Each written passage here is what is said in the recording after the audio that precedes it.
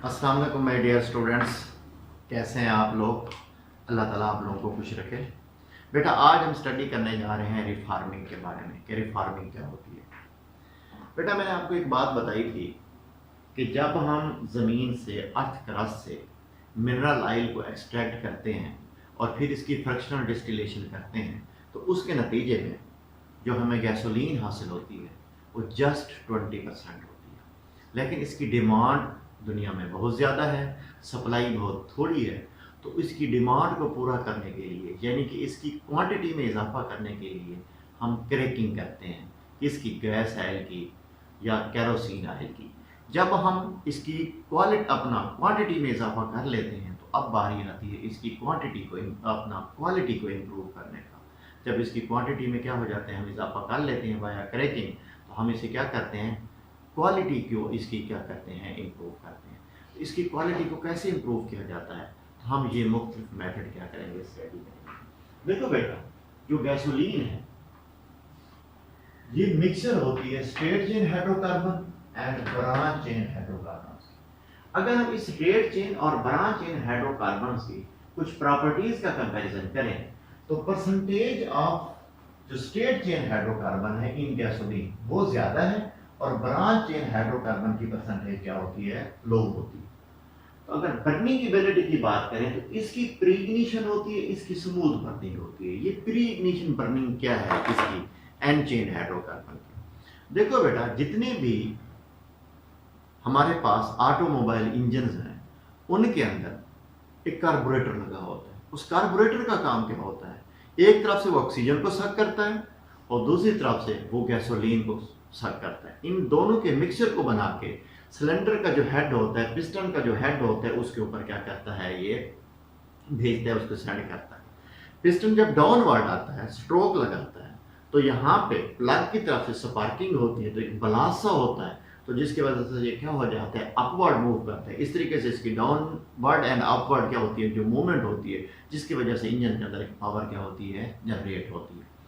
अब ये जो स्ट्रेट चेन हाइड्रोकार्बन है ये पिस्टन हेड से जाने से पहले इसकी क्या हो जाती है बर्निंग स्टार्ट हो जाती है। जब इसकी बर्निंग स्टार्ट हो जाती है तो पिस्टन हेड के ऊपर यूं समझ लें फुल एनर्जी वाला फ्यूल नहीं पहुंचता जिसकी वजह से एक मेटालिक साउंड क्या होती है पैदा होती है जिसको हम किसका नाम देते हैं नॉकिंग।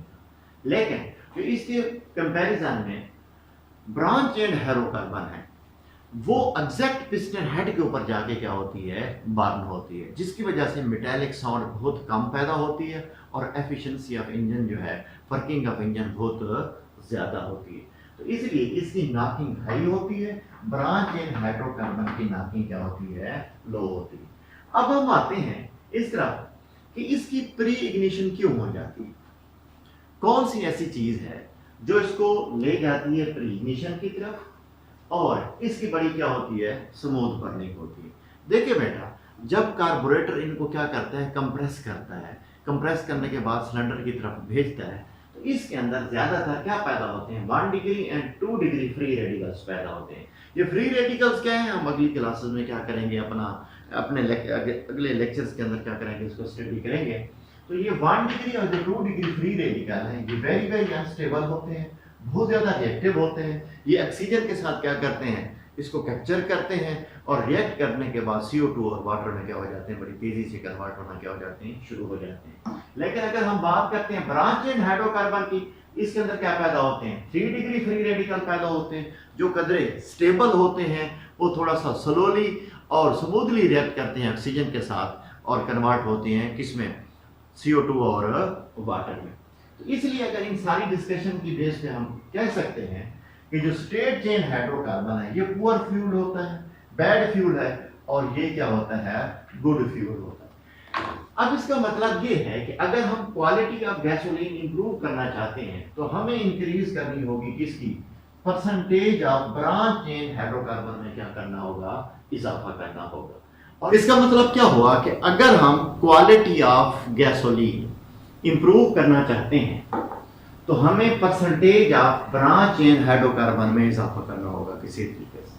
अगर हम स्ट्रेट चेन हाइड्रोकार्बन को ब्रांच चेन हाइड्रोकार्बन में कन्वर्ट कर दें तो इस तरीके से क्वालिटी ऑफ गैसोलीन क्या हो सकती है इंप्रूव हो सकती है। और ब्रांच चेन हाइड्रोकार्बन कौन सी, वो एसोएक्टेन। वो मैं आपको बाद में बताता हूं एसोएक्टेन क्यों। तो स्ट्रेट चेन हाइड्रोकार्बन को ब्रांच चेन हाइड्रोकार्बन में कन्वर्ट करने के लिए शुरू में जो क्वालिटी ऑफ गैसोलीन है इसको इंप्रूव करने के लिए जो मेथड अडॉप्ट किया जाता था वो एंटी नॉकिंग एजेंट ऐड करते थे। वो कौन सा, वो टेट्राइथाइल लेड। लेकिन टेट्राइथाइल लेड जब बर्न होता है तो क्या पैदा होते हैं, लेड ऑक्साइड पैदा होते हैं। इसलिए आजकल ये बैन है, इस पे हम इसका इस्तेमाल नहीं करते क्योंकि ये एयर पोल्यूशन क्या करता है, काज करता है। इसको रिप्लेस किया गया किससे, टर्शरी ब्यूटाइल मिथाइल ईथर से। जो टर्शरी ब्यूटाइल मिथाइल ईथर है इसमें पोल्यूशन बहुत क्या होती है, कम पैदा होती है।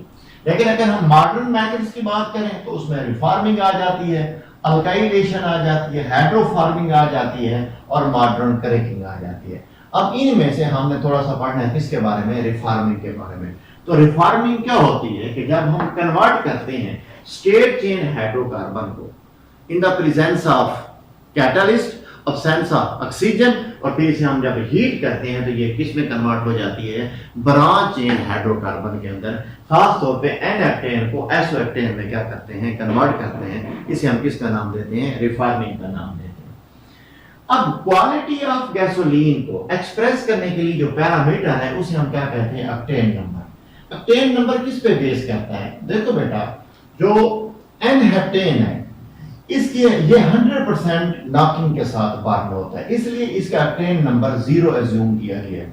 जो एसोहेप्टेन है ये बड़ा स्मूथली बर्न होता है in the engine of automobiles, इसलिए इसका ऑक्टेन नंबर क्या किया गया, एज्यूम किया गया है 100।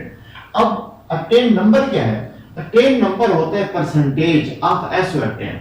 इन दोनों के मिक्सचर के अंदर जो एसोहेप्टेन की मिकदार होती है वो उसका क्या कहलाता है, ऑक्टेन नंबर कहलाता है। फॉर एग्जांपल मोटर फ्यूल है, मोटर फ्यूल के अंदर एसोहेप्टेन की परसेंटेज होती है 80% और एन-हेप्टेन की परसेंटेज होती है 20%, तो इसलिए इसका ऑक्टेन नंबर क्या होता है, 80 होता है। इसी तरीके से प्रीमियम गैसोलीन है, अब इस प्रीमियम के अंदर 81% क्या होती है, एसोहेप्टेन होती है, तो इसलिए इसका ऑक्टेन नंबर क्या होता है, 81 होता है। 74 ऑक्टेन नंबर है रेगुलर गैसोलीन का, तो इसका मतलब क्या हुआ कि इसके अंदर परसेंटेज ऑफ एसोहेप्टेन क्या है, 74 है। जो थर्ड ग्रेड गैसोलीन अवेलेबल होती है तो उसमें ऑक्टेन नंबर उसका क्या होता है, 65 होता है, यानी कि परसेंटेज ऑफ एसोहेप्टेन कितनी होती है, 65 होती है। तो इसका मतलब ये है कि जितना ऑक्टेन नंबर क्या होगा, ज्यादा होगा, उतना क्वालिटी ऑफ गैसोलीन क्या होगी, अच्छी होगी। तो ये एक बेटा एक मेथड था किसका, रिफॉर्मिंग का। तो कल मैं आपको पढ़ाऊंगा कोई हाइब्रिडाइजेशन के बारे में या हम आइसोमरिज्म के बारे में क्या करेंगे, स्टार्ट करेंगे। कल मिलेंगे इंशाअल्लाह ताला। ओके, अल्लाह हाफ़िज़।